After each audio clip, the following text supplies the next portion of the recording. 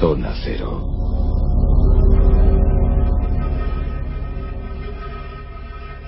Fiel a su cita, aquí está nuestro monográfico Zona Cero, y en esta ocasión vamos a alejarnos muchísimo, porque sí, vamos al punto más remoto del planeta.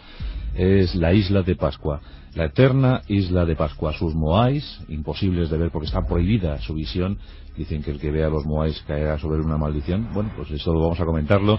Aquellos habitantes curiosos que devastaron la isla, que provocaron un cataclismo ecológico. Lo vimos en la película de Kevin Costner, se llamaba Rapa Nui, el ombligo del mundo, aunque dice Carlos Canales que eso del ombligo del mundo es muy discutible. Bueno, pues esta noche, por supuesto que todo va a girar en torno a la legendaria isla de Pascua. Allí quedan todavía 2.000, 3.000 habitantes, muy aislados de Chile, pero bueno, siguen viviendo su auténtica forma de ver la vida con resignación. No sé si más o menos cristiana, pero sí en todo caso muy pagana. ¿Qué tal, Jesús Callejo? Buenas noches. Muy buenas noches, Juan Antonio. ¿Tú eres orejas cortas o orejas largas? A la vista está, orejas largas. Orejas largas. ¿Qué tal, Carlos Canales? Buenas noches. Hola, buenas noches. Tu oreja más cortita. Sí, las tengo un poco más cortas. Bueno, pues la isla de Pascua, decía, el punto más remoto del planeta. Bueno, uno de los puntos más remotos del planeta. Ya sabes que también hay discusión, porque hay muchas islas por ahí perdidas que también se atribuyen ese apelativo. Pero tan famosa como esta. Pero tan famosa, evidentemente, y tan misteriosa. Porque es verdad que la fama le da este misterio. Y estamos hablando pues de una isla tan emblemática que desde siempre, ¿no?, ha tenido ese aura de enigma de lo que hay allí, de los moais, de los ajus, que son estos lugares donde están asentados los moais, y bueno, de las cavernas, que es algo que tampoco se ha hablado, de los petroglifos y de toda esa leyenda mítica de quién fueron los primeros pobladores, que ya les entroncan pues con culturas precolombinas e incluso con Egipto. Por lo tanto, todo eso es una ensalada apasionante, intrigante, que hace que la isla de Pascua pues sea uno de los lugares, a pesar de tan lejanos, pues lugares turísticos por excelencia de gente que tenga pasta, claro. ¿Qué te parece la película de Kevin Costner, Carlos? A mí me gustó. A mí me gusta mucho. Yo me lo pasé muy bien, la verdad. Sí. Y además, dentro de las interpretaciones que hay de lo que pudo pasar, luego explicaremos en qué se basa como elemento de recreación de lo que podría haber sido la historia de los Moai, la película de Kevin Costner. Sobre lo que has comentado al principio, lo de Rapa no es exactamente que no signifique el ombligo del mundo, sí parece que es uno de los nombres de Pascua, sino que Rapa Nui, que es el nombre más conocido de Pascua, aparte de Isla de Pascua, no es un nombre del lugar, no es un nombre pascuense, sino que es un nombre que fue bautizado por los tahitianos en el siglo XIX. Es un nombre también polinesio, pero no es el que ellos mismos se daban a sí mismos, que era Tepito o Tejemua, ombligo del mundo, o Mata Kiterage, los ojos que miran el cielo. Un nombre muy bonito. Muy bonito, los ojos que miran el cielo y el ombligo del mundo. Sí, la verdad es que eran modestos, vivían aislados, pero... Bueno, realmente sería Mara Kiterani, que son los hijos que miran al cielo, o los ojos que miran a las estrellas, porque el otro, vamos a ver si lo decimos. Es que Jesús habla polinesio. Metakiteragi sería una variante de la leyenda que está haciendo referencia a los 7 exploradores primigenios. Sí, ahora pero lo de los ojos que miran al cielo, a las estrellas, me parece apasionante, porque incluso hay algunas guías mal informadas donde habla de los moais diciendo que estos ojos miran al cielo y en dirección al mar, cuando es todo lo contrario. Curiosamente, estos moais dan la espalda al mar, por algo que todavía se ignora, pero que desde luego forma parte de ese simbolismo. ¿Y cuántos moais puede haber en Pascua? Pues te digo, uno de los últimos recuentos que ha habido, más por una investigadora, una arqueóloga, que se llama Joan van Tilburg, ha analizado, clasificado y catalogado 887 moais. ¡Qué barbaridad! Estamos hablando tanto de los que están en posición erecta, como los que están tumbados, los que están pues prácticamente haciéndose en los volcanes, ¿no? 887. Sí, pero de los cuales son 550 realmente los enigmas pétreos que se pueden ver, que se pueden contemplar y que oscilan entre los 4 y los 20 metros de altura, algunos de 10 toneladas de peso. Bueno, pero se necesitó mucha gente para construir eso, ¿no? Para levantar eso. Claro, aquí está uno de los enigmas. Se sabe que nunca ha sido muy poblada esta isla. Es una isla que en un principio tenía muchísima vegetación, ahora no la tiene. Se tuvieron que talar muchísimos árboles, supuestamente, para poder trasladar estos moais. Y uno de los enigmas que se plantean es no solo cómo se hicieron, que bueno, más o menos hay alguna que otra teoría, y de hecho huellas de herramientas y de utensilios han quedado en estos volcanes como en el Rano Uraraku. Pero un enigma mayor era, muy bien, una vez que están ya tallados, cómo se trasladan hasta sus lugares. Aunque hay varios lugares, ¿no? Están dentro de la isla y después los que están en la costa. Y claro, solo hay como dos explicaciones posibles, descartando la de von Däniken, que desde luego después hablaremos de él, pero que estuvieron allí los extraterrestres y que les hacían volar por algún método de antigravedad, pues me parece demasiado fantástico y muy folclórico. Pero sí hay muchísimas técnicas para poder trasladar estos moais. Pero fíjate, Jesús, lo que dice, llegan a alcanzar los 20 metros de altura, ¿eh? Sí, no, desde luego, esos son gigantescos. Y las expediciones importantes que ha habido allí, entre ellas la de Thor Heyerdahl, una de las preocupaciones que han tenido, no solo excavar y encontrar algunos vestigios de la historia pasada de Rapa Nui, es saber eso, cómo han podido ser trasladados. Y de hecho, Thor Heyerdahl y su equipo levantó uno de los que estaban tumbados en una famosa guerra que ocurrió en el siglo XVII, de la que ya hablaremos, y bueno, le costó ellos ayuda. Sin embargo, ahora últimas teorías desde el año 99, o sea que muy recientitas, pues han explicado de una forma coherente y lógica cómo puede haber sido ese traslado. Y desde luego hay que descartar cualquier intervención maravillosa, extraordinaria, sino sencillamente pues con la ayuda ingeniosa de algunos métodos de deslizamiento y sobre todo pues la ayuda humana entre hombres, mujeres y niños, que todos ellos contribuyan pues a que esto fuera levantado. ¿Y qué sabemos de la historia de Rapa Nui? Bueno, antes vamos a empezar porque lo principal es lo que acaba de decir Jesús ahora.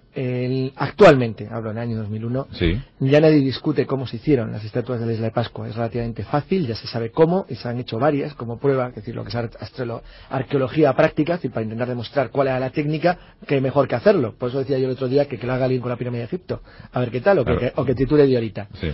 Bueno, pues que en este caso no hay duda, se sabe cuál fue la técnica utilizada, es casi seguro, no del todo, pero sí hay una aproximación bastante lógica de ingeniería de cómo pudieron moverse hasta la posición que ocupan actualmente, pero lo que no se sabe, y ese es el primero de los misterios y ahora hablaremos de él, es por qué las hicieron. ¿Por qué tantas? Y por eso, ¿por qué de espaldas al mar? ¿Y en homenaje o en culto a quién? Exacto. ¿No? Bueno, vamos a contar un poco de historia. Un poco de historia porque una de las cosas que mucha gente no sabe, aparte del hecho de que ahora sean parte de la República de Chile, una nación al fin y al cabo del mundo hispánico, es que la isla de Pascua fue española, por lo menos formalmente, durante un periodo de tiempo bastante largo.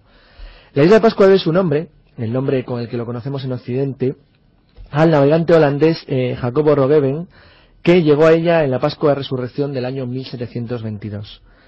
La verdad es que cuando Roggeveen llega a Pascua, las luchas que comenzaron, y se sabe ya con seguridad que empezaron en torno al año 1680, es decir, unos años antes, a finales del siglo XVII, tenían todavía, es decir, había un cierto recuerdo de ellas, y él fue capaz de recoger el enorme impacto que había supuesto para la isla lo que había ocurrido, que es lo que recoge, por cierto, unos años antes, en la película de Kevin Costner. Sí, un lugar tan pequeño con una guerra civil y una claro, catástrofe tan ecológica. Aterradora, además, una catástrofe ecológica total, porque ellos sí eran conscientes, ya los primeros navegantes europeos, que aquella isla había tenido en algún momento una vegetación mucho más rica que lo que ella entonces presentaba, o que lo que tiene ahora, que fue tremendo. Sí. La verdad es que la historia de Pascua, a partir de esas supuestas guerras civiles de finales del XVII, es un cúmulo de desgracias de tal naturaleza que a veces no me extraña que los pascuenses se consideran a sí mismos poco más o menos como una gente que ha sufrido una especie de maldición. Después del navegante holandés, la verdad es que la isla apenas fue visitada por europeos, solamente de manera ocasional, hasta que a finales del siglo XVIII recibe un nuevo nombre, Isla de San Carlos, por parte del navegante español Felipe González. Felipe González de Aedo. Por consiguiente llegó a la isla. Que en 1770 toma posesión de la isla en nombre de la corona española. En 1770. De Carlos III. O sea que unos poquitos años y Formal y nominalmente, la isla, aunque no tuvo guarnición, la guarnición española más oriental en el Pacífico desde América era la isla de Juan Fernández, que era una colonia penal, la colonia penal del fin del mundo. Famosa por lo del náufrago de Alejandro Serkin, que fue el origen a la leyenda. Más al este de Juan Fernández no había colonias españolas hasta ya la Polinesia, pero sí hubo una especie de ocupación formal al menos, que luego es lo que argumentó Chile a finales del siglo XIX para tomar posesión de la isla de Pascua como límite oriental de su territorio. Recibió luego dos nombres más, Teapi y Bahiu, cuando James Cook llega a ella y la cita en sus relatos. Se cree que es entonces cuando los tahitianos que acompañaban a Cook le dieron el nombre de Rapa Nui, que es el nombre con el cual es más conocida dentro del mundo polinesio. De hecho, es un nombre oficial dentro del mundo polinesio. La población de la isla, según las investigaciones actuales, es relativamente reciente. Es discutible, pero vamos, se considera que la isla fue alcanzada por primera vez por navegantes polinesios en torno al siglo XI. Con esto se convirtió, obviamente, en el último lugar de la Tierra en ser poblado, puesto que el penúltimo, que es Nueva Zelanda, se sabe que contó con una población maorí precisamente a finales del siglo XVIII. Esto rompería alguna de las teorías misteriosas y extrañas que circulan en torno a la isla y además está en contradicción con alguna de las leyendas lejanas. Sin embargo, lo cierto es que es lo más lógico. Hablabais al principio de cuál es la isla más aislada del mundo. Pascua no lo es, ni siquiera es la más habitada. La última isla habitada, la más lejana a cualquier punto habitado, es Pitcairn, la del motín del Bounty. Pero, como es bien conocido, no fue habitada hasta el motín del Bounty, lo cual quiere decir que fue habitada en tiempos relativamente recientes, es decir, a finales del siglo XVIII.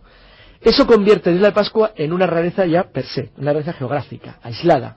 Y sin embargo, ¿cómo es posible que un lugar tan aislado ofrezca dos gigantescos misterios? Hemos citado el primero, el emblema, el icono del misterio, que son los Moai. Sí. Pero hay un segundo. De los pocos alfabetos que hay en el mundo, que hay muy pocos porque todos derivan más o menos unos de otros, hay uno que está absoluta y completamente aislado de todos los demás, el rongo rongo. El rongo rongo, sí. Yo hablé hace 8 o 9 años con lo que era el cacique de la isla, ¿no? La autoridad moral de la isla, ¿no?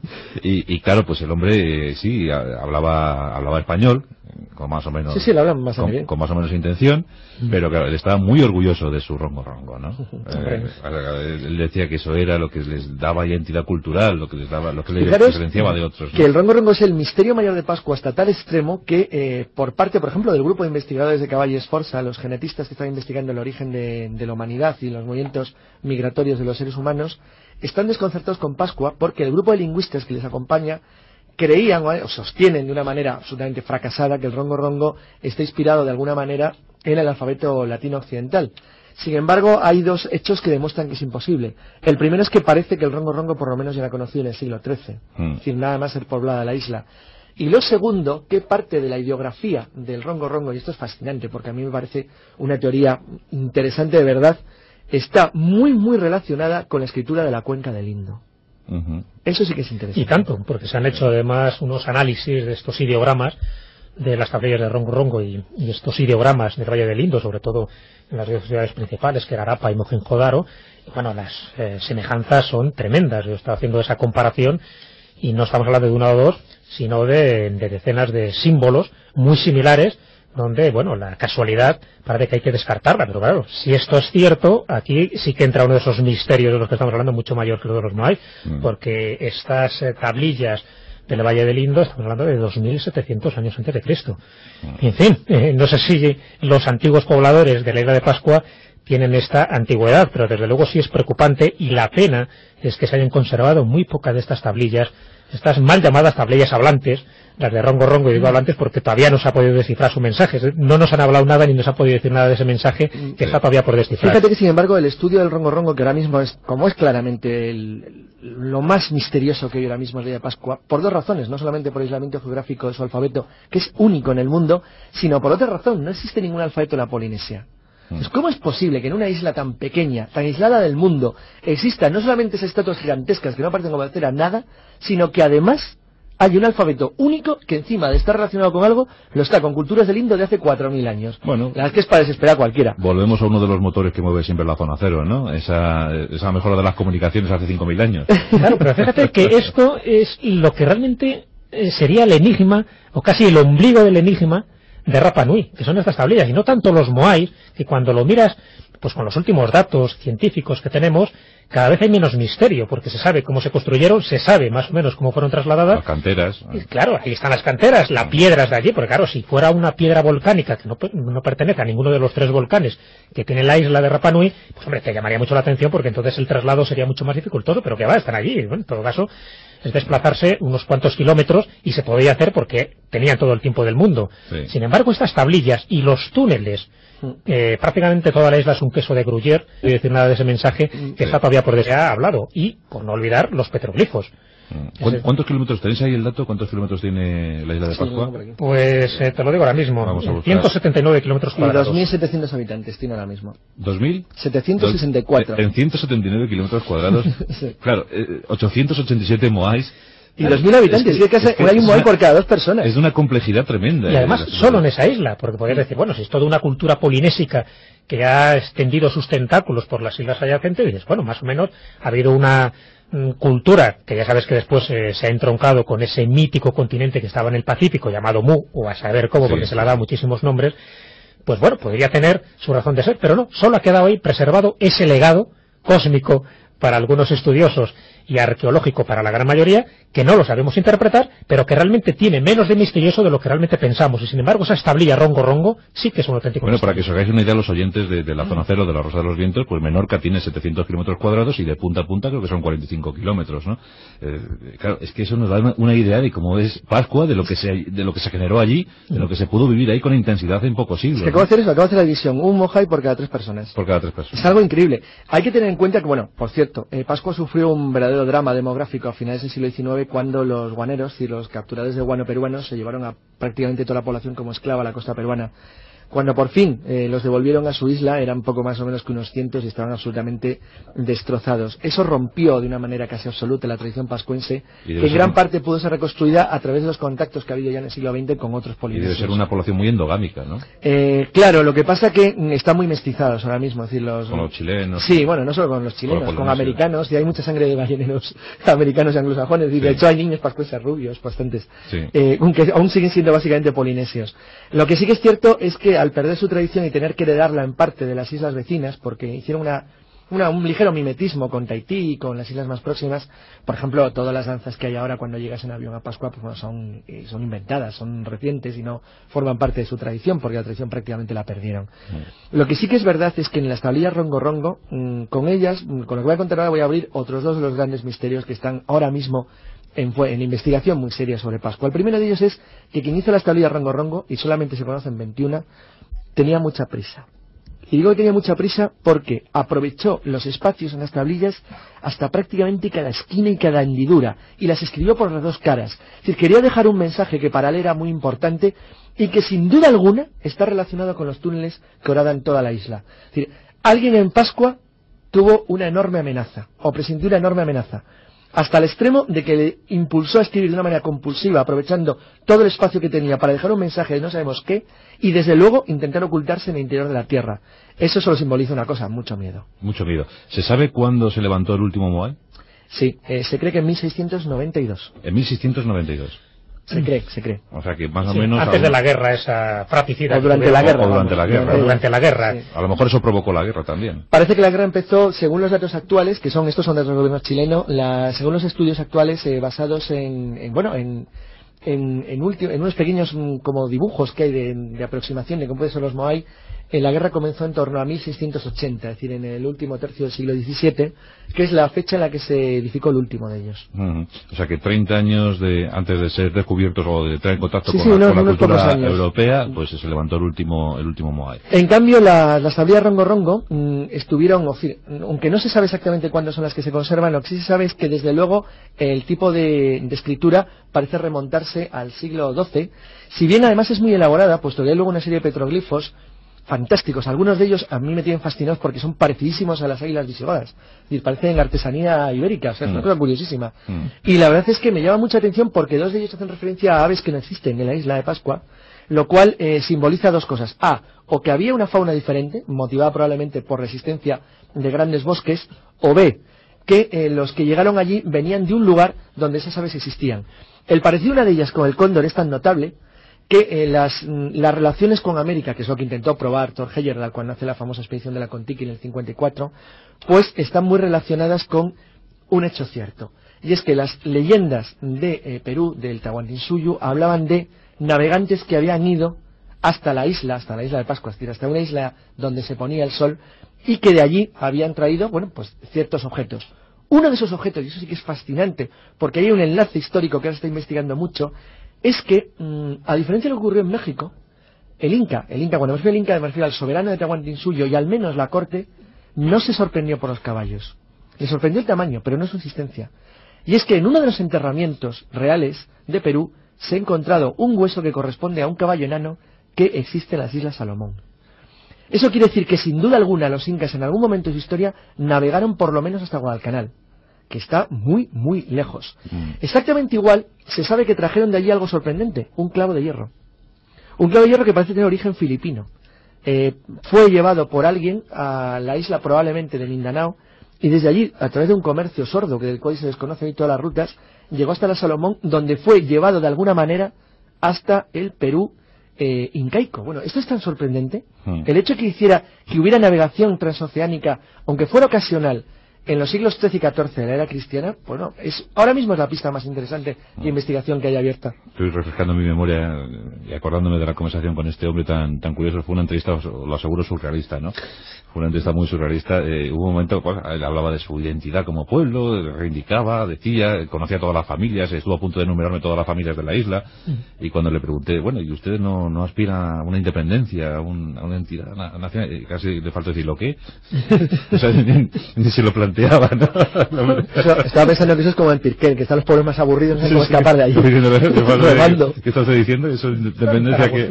Ahí en la provincia de Valparaíso, claro, Chile, claro, estamos aquí con no tiene demasiados problemas, se están sustentando, aparte de lo que de la agricultura, por el turismo. Por el turismo, pues sí, yo creo que ahora precisamente están viviendo su edad de oro. De todas maneras, se decía que el hombre más aburrido de Chile es el gobernador de Pascua, ¿no? Estaba pensando, es que estaba pensando eso, que ser policía municipal en Pascua sí.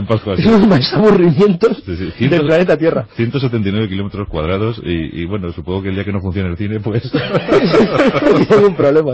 Sí, pero la población no aumenta tampoco. No, porque se escapan, claro, que a todas las generaciones huye de allí un montón de gente y entonces, bueno, consiguen con eso establecerla. Balsas de juncos, como sea, nadando. Sí. Prefieren los tiburones, hacen cualquier cosa. Entonces, debemos presumir que la navegación no era ajena a los habitantes de Pascua. En absoluto. Bueno, la perdieron. Cuando Rovegen llegan ya no navegan. Es decir, pero se sabe que habían navegado, entonces, claro, porque hay inscripciones de barcas y marcas en las rocas. Sí. Y porque de alguna manera tienen que haber llegado. Claro. Y además que los dos pueblos principales que componían la población primitiva de Rapa Nui, los dos habían llegado por mar en distintas fechas. El primer pueblo que colonizó la isla, los orejas largas, llamadas orejas largas, que serían los Anau EP, no eran de origen polinésico, en absoluto, se sabe. Navegaron con naves de Totora, idénticas, curiosamente a las egipcias, a las actuales del lago de Titicaca, y bueno, tienen la forma de esas naves, se ha perpetuado en varios petroglifos pascuenses. Procedían probablemente de Sudamérica, por el origen, ¿no?, de este tipo de embarcaciones, y se sabe que estaban en contacto con la cultura que levantó Tiahuanaco, como señala Thor Heyerdahl, ¿no?, por la cantidad de similitudes que pudo ver. Bueno, se fue el primer pueblo, los Anau, las orejas largas. Cuando llegan los siguientes, los Anau Momoko, que eran las orejas cortas, los que tenían rasgos más indoeuropeos, son claramente polinesios, sí. Pues estamos hablando ya del siglo XII, después de Cristo, cuando llegan allí. Llegan en piraguas dobles, insumergibles, por cierto, de madera del tipo catamarán. Y encuentran supervivientes de esta primera raza, descendientes, ¿no?, de estos supervivientes que se salvaron de milagro. Cuando decía Carlos que esta es una isla maldita, con razón, porque hubo una erupción volcánica en el siglo IV, que prácticamente mueren todos allí, ¿no? Pero algunos de estos descendientes están ahí, se mezclan más o menos, y bueno, son los primeros, son los que enseñan las técnicas de construcción de las grandes estatuas, que luego van continuando, ¿no? Y van imitando en los ajos de la Estaba pensando, creo que los investigadores ya no es como antes, sino que tienen muy en consideración las leyendas. Es gracioso porque la forma, el significado real de las palabras que ha dicho Jesús, de Hanau o Epe, de los primeros habitantes y de los otros, significa raza ancha y raza delgada, lo cual está haciendo una perfecta referencia a la diferencia que hay entre los probablemente indoamericanos primeros y los polinesios, mucho más esbeltos, que llegaron después. Lo cierto es que no deja de ser gracioso que las descripciones de la conquista española de Perú hablan de los orejas largas como parte de los grupos que rodean al Inca. Es decir, hay una íntima relación claramente con la isla de Pascua, aunque esté a tal distancia. Y parece lógico pensar que, desde luego, navegación oceánica partiendo desde América hasta Pascua hubo, y por supuesto la de los colonos polinesios. ¿Os acordáis de la famosa película de Kevin Costner, donde también aparece hablando de navegación, esa leyenda de la gran nave blanca, ¿no?, que debía llevarse a uno de los líderes de la isla, y al final era un iceberg, ¿no?, un gran témpano de hielo, donde se coloca el líder y se va, ¿no?, para el último viaje. Y ellos tenían también como que habían arribado a la isla, o sea, iban a ir de la isla en una gran nave blanca, ¿no? Sí, es verdad que forma parte de las leyendas. Sí. Y de los 7 inmigrantes que ha reducido la isla. Bueno, las que han tenido mala suerte. Y ahora quería comentar, bueno, para debatirlo además, sobre todo como un pequeño homenaje a Rivera, que ha muerto hace unos días. Que el próximo domingo haremos un especial también dedicado a Rivera. Y que bueno, pues Rivera. que al fin y al cabo aportó, aparte que Antonio Rivera fue uno de los padres de ufología, aportó una de las teorías más curiosas y sorprendentes que hay sobre Pascua, que es la de su relación con Egipto. Antes de que Jesús ahora exponga un poco en qué consiste la teoría, quiero decir una cosa, porque es importante también, hay que ser realista. Todo lo que sostiene la hipótesis de Rivera es interesante y digno de estudio, salvo que hay un error fundamental, que es por lo que no ha tenido consideración alguna entre los investigadores. Se sabe por referencias que Ptolomeo III, cuando le encarga de Atóstenes de Cirene la medición de la longitud del radio de la Tierra, que acierta a la perfección con lo de 40.000 kilómetros de circunferencia, encarga a una expedición que navegue hacia Oriente, no por nada especial, navega hacia Oriente porque son las costas que los navegantes egipcios conocen bien, al menos hasta lo que hoy es Ceilán, incluso más allá. Se sabe que esa expedición salió y como mínimo alcanzó alguna de las islas que se encuentran al sur de Indonesia. ¿Por qué se sabe eso? Pues se sabe porque hay descripciones de los varanos de Komodo, del lagarto de Komodo, es decir, que llegaron muy cerca de la costa australiana. Sin embargo, lo que destruye la teoría de Rivera es que la gran base de él se sostenía precisamente en las embarcaciones de papiro muy similares a las que tenían los egipcios, cuando en realidad se sabe que todas las expediciones egipcias de navegación al este se hicieron en barcos de tipo griego. Por una razón, porque eran infinitamente mejores en navegación oceánica que los egipcios, y además porque Ptolomeo era macedonio. Era macedonio. Claro. Eran descendientes de Alejandro Magno. Sí, que las naves que utiliza, por ejemplo, Cleopatra y Nacio son claramente trirremes griegas y birremes. Si no se les ocurría utilizar una barca de papiro porque duraba 2 minutos en el océano y ninguna tempestad. Es decir, ellos navegaban, hacían comercio contra Porbane, como llamaban los romanos, que era Ceilán, incluso con la costa sur de la India, pero lo hacían con naves griegas. Sí. Nunca se les hubiera ocurrido aventurarse con una nave de papiro, porque es que no tiene sentido. Entonces la conexión egipcia, Jesús... Aún así hay algunas cosillas. Yo creo que está muy cogida por los pelos, pero bueno, tiene su lógica, están hablando de muchos siglos. Y por supuesto, pues claro que ha podido haber contactos.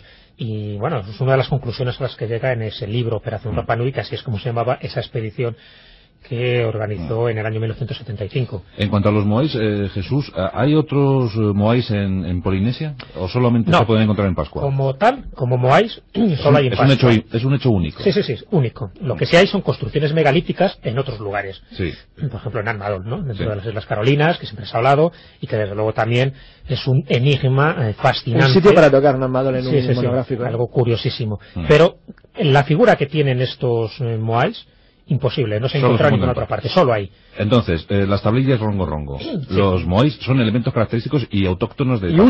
Y únicos. Exactamente. Y ya digo, y la pena es que se hayan conservado muy pocas porque los franceses se encargaron, ¿no?, de destruir casi todas ellas porque pensaban eso, que eran también símbolos demoníacos. Pues un poco lo pasó también, por desgracia, con los códices mayas.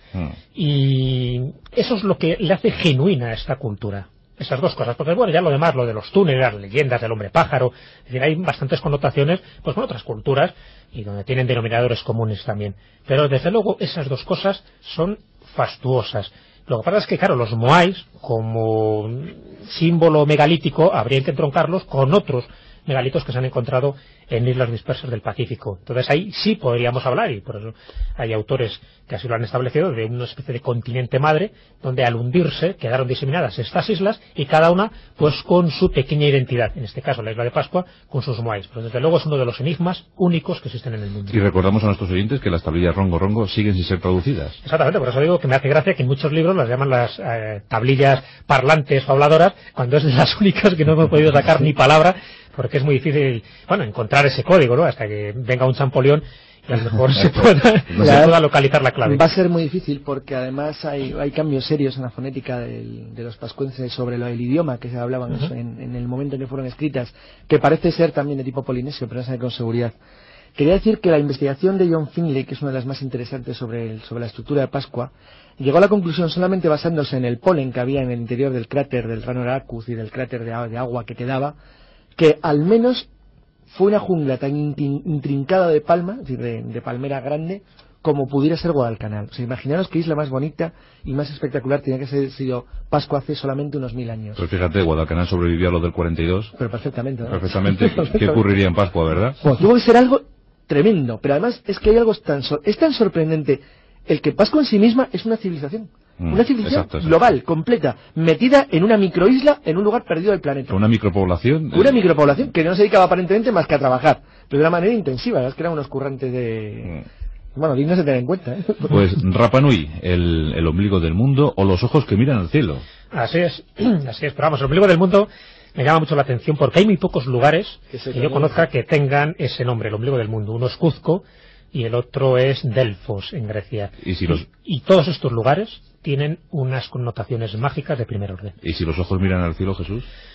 Pues es que están esperando algo. A lo mejor habría que hablar de esos cultos cargos, porque sabes que una de las teorías también que se esbozaron es que esas estatuas estaban hechas a imagen y semejanza de sus dioses y se hicieron mirando al cielo para esperar algún día esa tan ansiado regreso de sus propios dioses, del Make Make, tan emblemático para los pascuenses. En el año 1692 se erguía el último Moai y posiblemente también fue la última vez que los pascuenses miraron al cielo. Gracias Jesús Callejo, gracias Carlos Canales. Hay que ver qué guapos y qué monos me habéis venido hoy, vestidos de pascuenses, ¿eh? Ya se me han encogido las orejas. Ya las tengo igual. Bueno, pues el próximo domingo nos encontramos de nuevo en la tertulia Zona Cero, donde por supuesto rendiremos homenaje al gran maestro Antonio Rivera, ¿verdad? Aquí estaremos y por supuesto que se lo merece. Muy bien. Hasta luego.